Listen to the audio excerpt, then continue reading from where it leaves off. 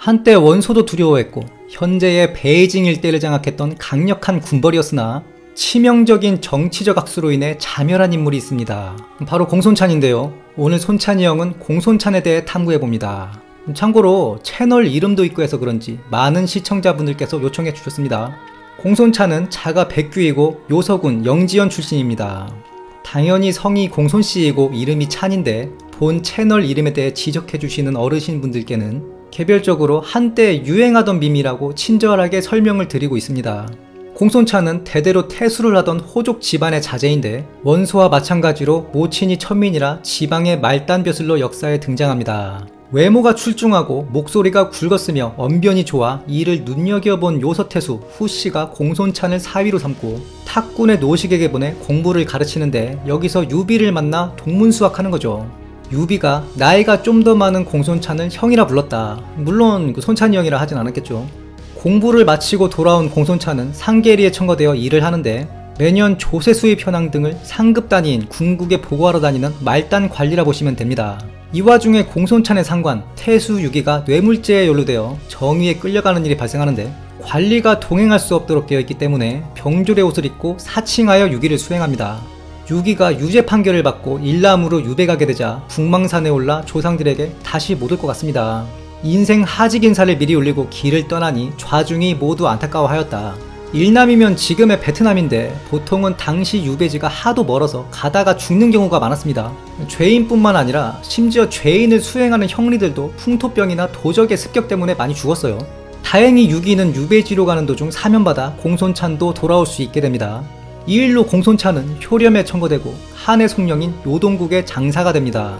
여기서 장사는 별가와 동급이라 보시면 되고요. 목, 자사, 태수 등의 수석 보좌관입니다. 이때 기병 수십 기와 함께 국경을 순찰하다가 수백 기의 선비족 기병과 조우하게 되는데 공손찬은 부하들과 작은 정자에 숨었다가 지금 선빵 안 치면 우리 다 죽는다 하며 손에 양날의 창을 들고 부하들과 궤도를 치니 적 수십 기를 베고 탈출에 성공합니다. 이에 선비족은 공손찬을 두려워하게 되고 공손찬은 현령이 됩니다. 변장이 난을 일으키자 조정에서 유주의 돌기병 3천을 차출하여 공손찬에게 지휘토록 하고 거기장군 장원을 토벌대장으로 임명 이를 수행하게 합니다. 이때 공손찬과 함께 종군한 장순이 오한족 구력과 손잡고 스스로 장군, 왕으로 칭하며 모반을 일으키니 공손찬은 이들을 성문산에서 대파하여 기도위에 오르고 이 명성에 오한 송령 중 하나를 다스리던 탐지왕이 항복해 오기도 하죠. 이에 만족하지 않고 국경 너머로 도망가는 오한족들을 추격해 자체 북벌을 벌이는데 포로들을 모두 되찾고 추격을 계속하다가 유성에서 오한족들에게 역으로 포위당합니다. 이때 200여일 동안 포위당하면서 먹을 게 없자 말을 잡아먹고 활과 방패의 가죽을 삶아먹었다고 하죠.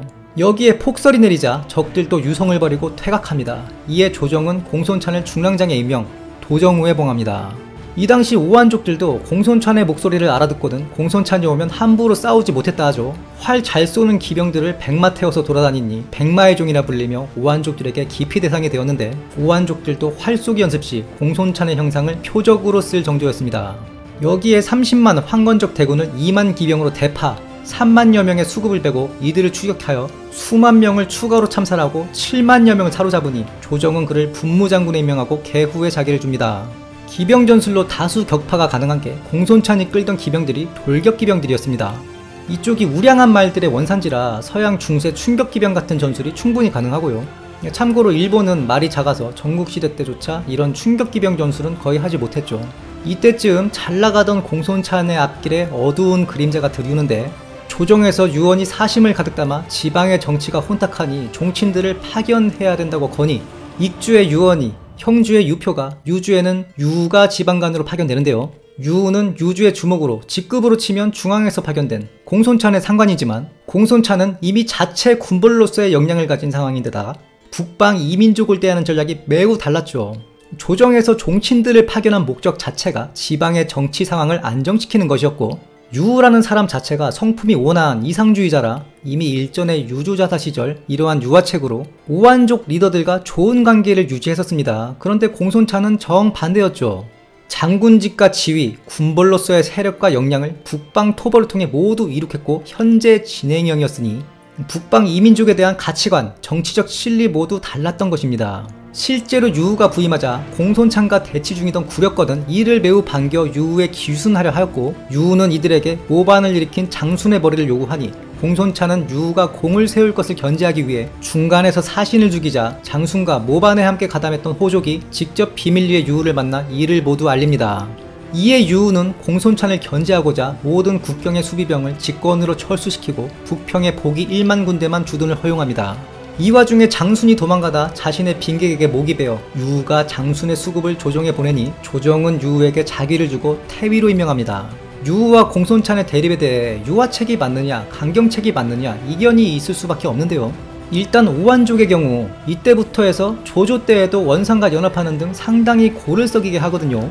현실주의 국제관계 이론에 입각하면 국경의 병력을 철수시키고 유화책만으로 적을 다루는 것은 하책입니다. 공손찬의 자체 북벌과 같이 강경책으로 숨도 못 쉬게 압박하는 것은 중책이고요. 상책이라 하면 강경책을 유지하면서 동시에 유화책을 통해 오한족 내 여론을 귀순대 저항으로 분열시켜 이득을 취하는 것이겠죠. 자, 그렇다면 유우가 공손찬의 병력을 북평주에 모두 철수시킨 게 하책으로 중책을 덮은 잘못인가? 이건 또 생각해봐야 합니다. 왜냐하면 공손찬이 충신이 아니에요. 공손찬이 원소도 두려워할 만큼 군벌을 막강하게 키울 수 있었던 물자의 근원은 북방 이민족한테 뜯는 삥입니다. 공손찬이 커가는 과정에서 확보된 수많은 전리품들이 조정으로 갔느냐? 아니거든요. 심지어 조정에는 더한 놈, 동탁이 있었습니다.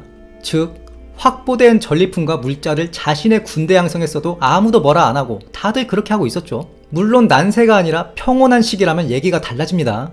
이전에 곽거병이나 마원 같은 충신을 사령관으로 임명해서 토벌한다는 전제하에서는 오히려 강경책이 나은데, 이때의 강경책은 유우 개인의 정치적 신뢰에도 맞지 않고 황실 종친 입장에서 공손찬의 세가 더 커지는 것을 그냥 두면 안 되겠다는 시각도 가지고 있었을 것이라 추측됩니다. 원소와 한복은 유우가 감릉태수 시절 친분이 있었던 현직 감릉태수 장기를 보내 황제 추대 의사를 타진하는데요. 유우는 그것은 충의가 아니다 하여 단박에 거절하죠. 물론 유우가 모반을 할 성품을 가진 것도 아니었고, 더욱이 유우의 아들 유아도 장안에서 시중을 지내고 있어서 반볼모나 다름없었습니다. 그런데 여기서 재밌는 일이 발생하는데, 헌제가 유아로 하여금 나 곧 여기서 도망갈 건데 유우에게 군을 일으켜 나를 영접하러 오게 하라 라는 밀명을 내립니다. 유아가 가는 길에 원술에게 들려서 이 계획을 알려주는데요. 이게 나름 원술도 협천자를 시도했다는 기록이거든요. 원술은 유아를 잡아놓고 유우에게 병사를 보내 합세하면 함께 천자를 영접하러 가겠다며 유아 보고 편지를 쓰라 합니다. 편지를 받은 유우는 그 즉시 수천 기병을 파견하려 하는데 공손찬이 반대하죠. 원술은 두 마음을 품었다. 유우가 공손찬의 간언을 듣지 않고 병사를 파견하려 하자 공손찬은 이거 내가 반대한 거 원술이 알면 안 되는데 라며 동생 공손을에게 1000기병을 주고 원술로 보내 손을 잡습니다. 그리고 원술로 하여금 유아의 병권을 빼앗게 하죠.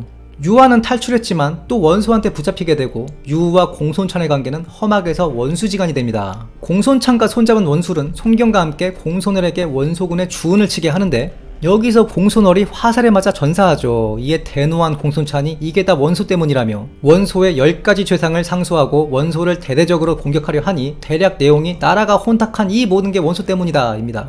공손찬이 얘기한 원소의 10가지 죄목에 대한 상소도 시간이 되면 커뮤니티에 별도로 올려드리겠습니다. 원소는 공손찬의 세를 두려워하여 공손찬의 사촌동생 공손범에게 자신의 바레테수 인수를 넘기는 조건으로 공손찬과의 중재를 요청하여 화해하려 했지만 공손범은 원소를 배신하고 되려 공손찬 편에 군사를 보탭니다. 공손찬군의 위세가 대단하여 엄강, 전해, 단경을 자사에 임명, 개교에서 원소와 한판 맞붙었지만 원소의 부장, 구기에 엄강이 사로잡히고 대패하여 달아나죠. 원소는 최거업에게 수만 병사를 주고 고안성을 포위하게 하는데, 이 성 자체가 정황상 공손찬이 새로 증축한 성으로 보입니다. 그 유후에 치소 가까이 성을 쌓아 더욱 반목했다는 정사 기록이 있거든요. 최거업은 성을 떨어뜨리지 못하고 철수하는데 공손찬이 복이 3만으로 추격하니 거마수에서 대파, 원소군 7~8천명을 뵙니다. 원소도 다시 수만을 보내 공손찬군 전해와 2년을 대치하는데 결국 원담이 전해에게 패하면서 공손찬의 위세는 더욱 커지게 되죠. 유우는 원소와 괜찮은 관계를 가지고 있었고 공손찬을 견제하여야 했기에 상관으로서 원소와 싸우지 마라 명령하곤 했는데, 공손찬이 말을 듣지 않자 공손찬의 급료와 지원을 깎아버립니다. 공손찬은 병찬물자를 약탈에 의존하게 되고 이를 유우가 조정해 공손찬이 노략질을 한다 상소하는데, 공손찬은 유우가 제대로 전쟁 지원을 안 한다며 맞상소를 올리니 양측의 상소문이 번갈아가며 서로를 헐뜯는 개판이 되는 거죠. 조정에서도 누구를 편들지 정하지 못하고 방관하게 됩니다. 이에 유우가 사람을 보내 공손찬을 만나려 했는데 공손찬은 병을 핑계로 만나주지 않고요. 결국 유우가 이놈이 거 모반하려 하는구만 이라며 10만 대군을 일으켜 공손찬을 토벌하려 하는데 엄청 빡센 조건을 달아버리죠. 백성들의 가옥과 재산에 피해 입히지 말고 오로지 백규만을 베어라. 그런데 문제는 유우의 군사가 10만이라 하지만 실전 경력이 없는 오합지졸에 불과했다는 거죠. 압도적 군세로 성을 포위하는데 함락을 못 시키는 겁니다. 공손찬이 가만히 보고 있다가 야 이거 싸움 오지게 못하네라며 야밤에 불과 수백 명의 병사를 끌고 적당한 바람이 불 때 화개로 불을 놓으니 유우는 대파됩니다. 이에 거용으로 달아나는 유우를 공손찬이 추격 3일 만에 성을 함락시키고 유우와 처자식들을 사로잡습니다. 조정은 중재하고자 공손찬을 전장군에 임명하고 자기를 올려주지만 공손찬은 일전에 유우가 원소와 모반하려고 했다고 모함하여 유우와 처자식들의 목을 베어버립니다.